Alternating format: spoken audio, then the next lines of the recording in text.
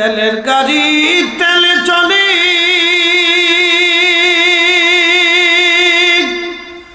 হাওয়ার গাড়ি হাওয়ায় উড়ে, বিনা তেলে চালায় গাড়ি নবী সুলাইমান। আমরা সেই মুসলমান, আমরা সেই মুসলমান।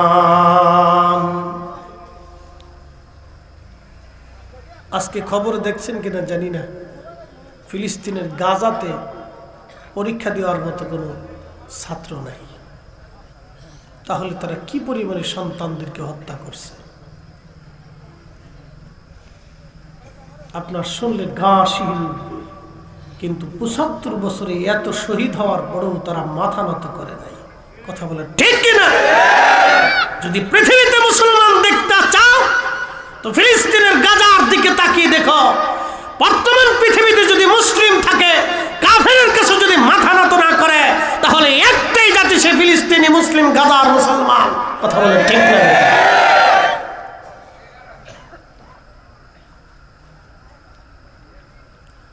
প্রিয় উপস্থিতি, খুব মনোযোগ দিবেন। সন্তান শহীদ হয়েছে, মা শহীদ হয়েছে, বাবা শহীদ হয়েছে, সব শহীদ হয়েছে।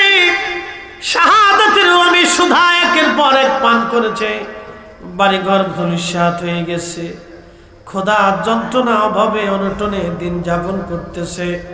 কত রজনী শীতের মধ্যে কম্বলবিহীন কাটিয়ে দিচ্ছে, কত মা সন্তানকে খাবার দিতে পারতেছে না।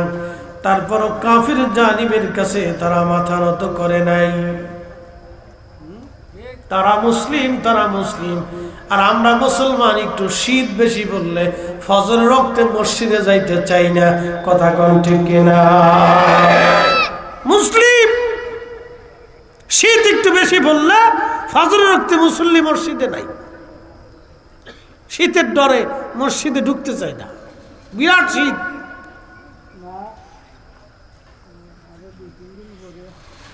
সিলেটের মুসলমান,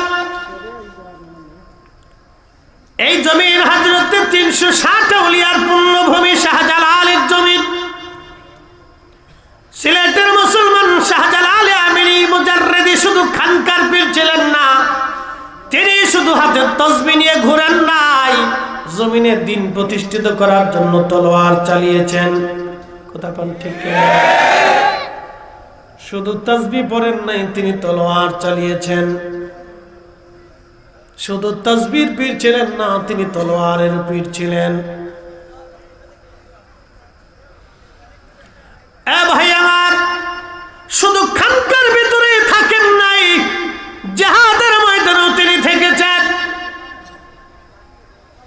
সুদূর ইয়ামান থেকে জমিনে সে কালেমার দাওয়াত তিনি পৌঁছিয়েছেন, দিন প্রতিষ্ঠিত করেছেন। আল্লাহর একত্ববাদ, আল্লাহর রাসূলের রাসালাতের সাক্ষ্যে এ জমিনের কোটি কোটি কোটি কোটি পথহারা মানুষকে তিনি পথের দিশা দিয়েছেন।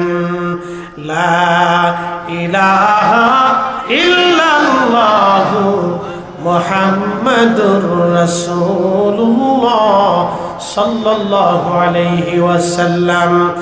এই কালেমার জন্য, এই বিশ্বাসের জন্য, এই সত্যের দাওয়াতের জন্য সারা পৃথিবীর বহু অঞ্চল থেকে পায়ে হেঁটে হেঁটে হেঁটে হেঁটে আল্লাহর ওলি জমিনে এসেছিলেন কালেমার দাওয়াত দেওয়ার জন্য। তিনি একা না, ৩৬০ জন সহযোগী নিয়ে এই জমিনে কালেমার দাওয়াত দিলেন। শুধু একটা বাক্য, লা ইলাহা ইল্লাল্লাহ, আল্লাহ ছাড়া আর কোনো মাবুদ নাই, মুহাম্মাদুর রাসূলুল্লাহ, তিনি আল্লাহর নবী এবং শ্রেষ্ঠ রাসূল। একবার জোরে বলা যাবে কি আল্লাহু আকবার? ঈমানের দৌলত মানব জীবনের সবচেয়ে বড় দৌলত। খুব দৃঢ়ভাবে কঠিন ইমানের দৌলত করতে হবে। আমাদের দেশের মুসলমানের ইমানের দৌলত এত দৌলত, মসজিদেও খুঁজে পাওয়া যায়, আবার দুর্গা পূজার সময় পাওয়া যায়। এই কথা কর না কেন?